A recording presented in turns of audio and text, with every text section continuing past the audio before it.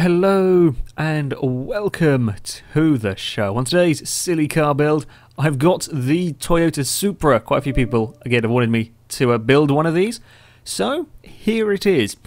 The Supra is a car I quite like. As many people will know, I'm very much an American muscle car fan. However, I do quite like the Supra. I do quite like the R34 Skyline as well. It's not my favourite of cars. It's got some silly rear lights. That's just what came with the bumper, I think. Oh, the boot does open. It's got a fairly sizable wing on the back. Nothing compared to the size of the wing I saw at a Supra the other day while I was driving around. It's a fairly sizable wing. It's on there for a reason. I do need the downforce in this car. We'll get in. Look at this. The seat is on the correct side of the car. How nice is that? How rare is that as well? Yeah, I quite like the Supra. It's a bit black. It's a little bit bland in the interior. Jesus, it's very dark in here. Yeah, I quite like the Supra. Not my favourite car in the world, but one of my more preferred of the Japanese cars, perhaps behind the R34 Skyline. Anyway, as far as modifications go, I can't open the bonnet because I have done an engine swap on this car. There's not a huge amount of choice for engines. However, this one is fitted with, somewhere in here, a V10. Very few cars can actually have this V10. I believe it is a Lamborghini V10. Not many cars give you the option of putting the V10 in it. This might be the first one in a silly car build. I'm not sure. I don't think anything else has a V10 in it. But that's the engine that I'm going to be using for now. 917 horsepower. Quite a lot of power. Actually, this is around the same horsepower as the V8, the Ferrari V8. I think it's a 4.5 litre. There's very similar horsepowers actually between them. Might even be identical. Not sure. Yeah, it's quite a lot of power. Not the most powerful engine, but it is a fairly sizable amount.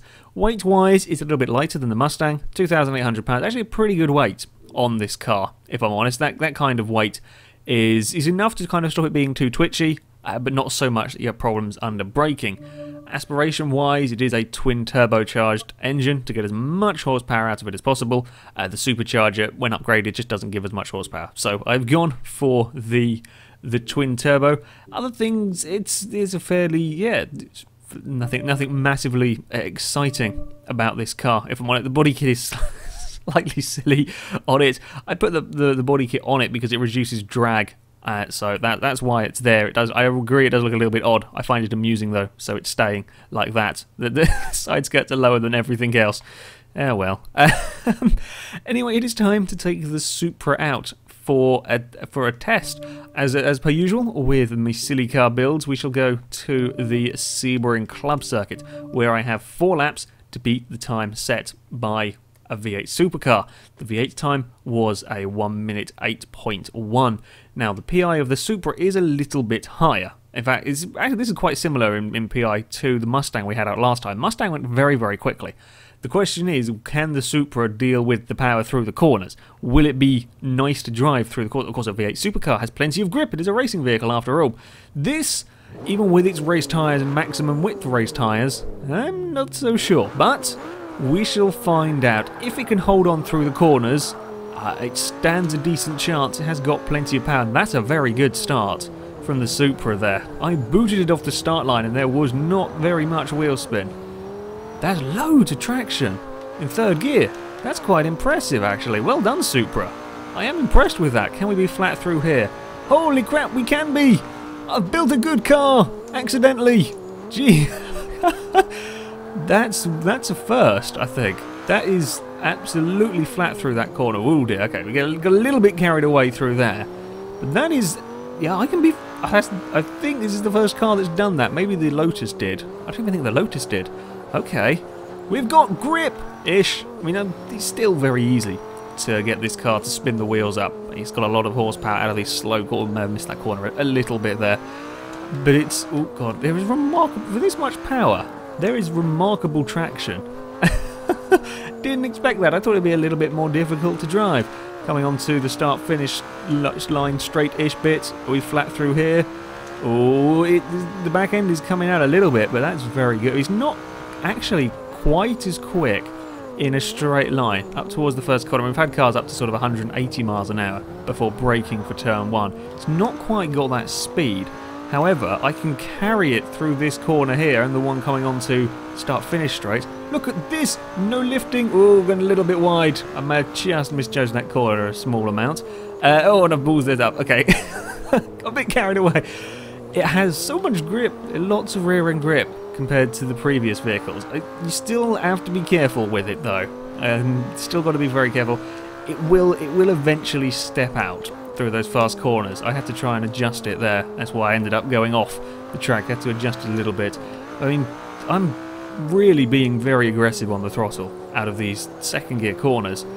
And there's a small bit of wheel spin and it just digs in and goes. That's incredible.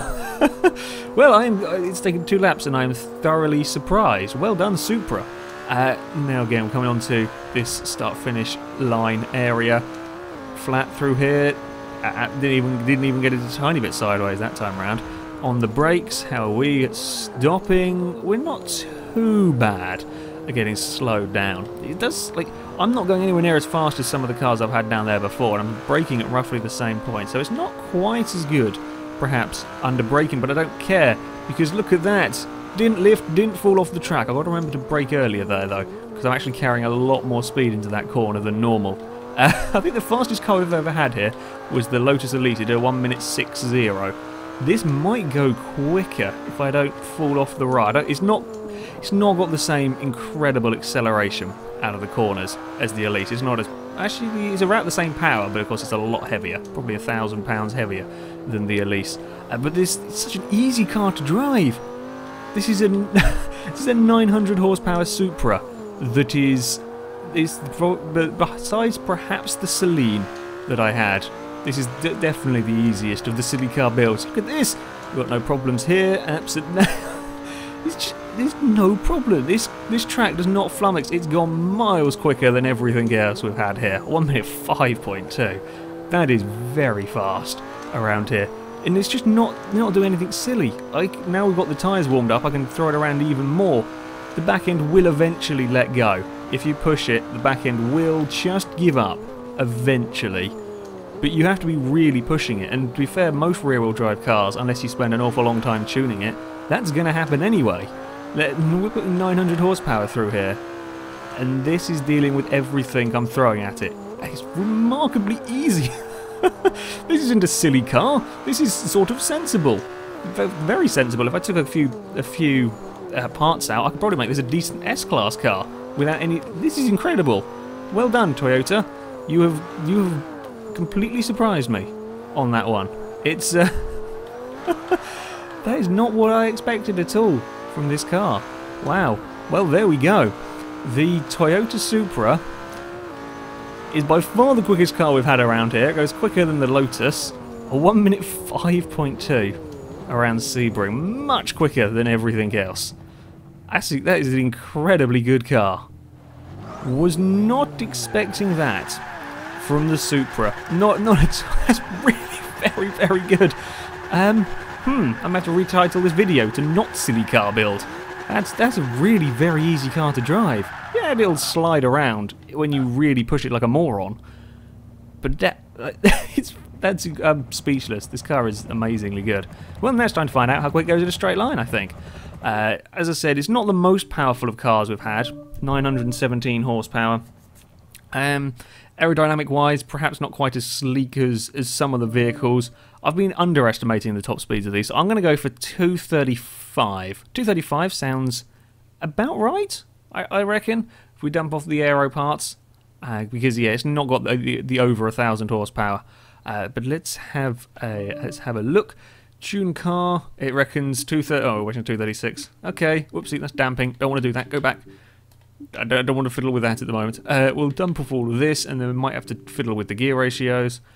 And 242. Yeah, I was wrong again. I'm rubbish at guessing speeds.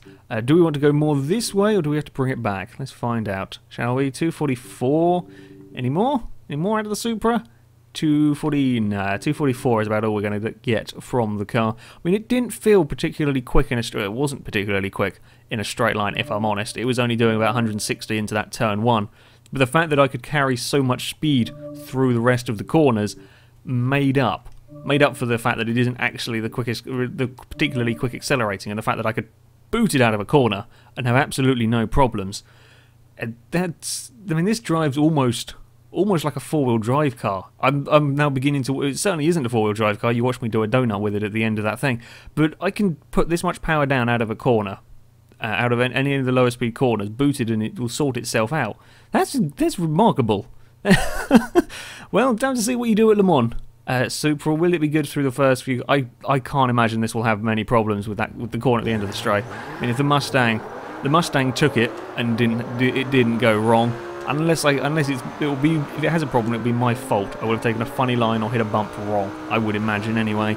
As we come up towards the first corner here, yeah, it is. Oh, now it does just start to let go a little bit, but again, it's not really surprising. You're taking a pretty fast corner with a powerful rear-wheel drive car. It's not quite as nice without the aero on it now, but well, not at all what I expected.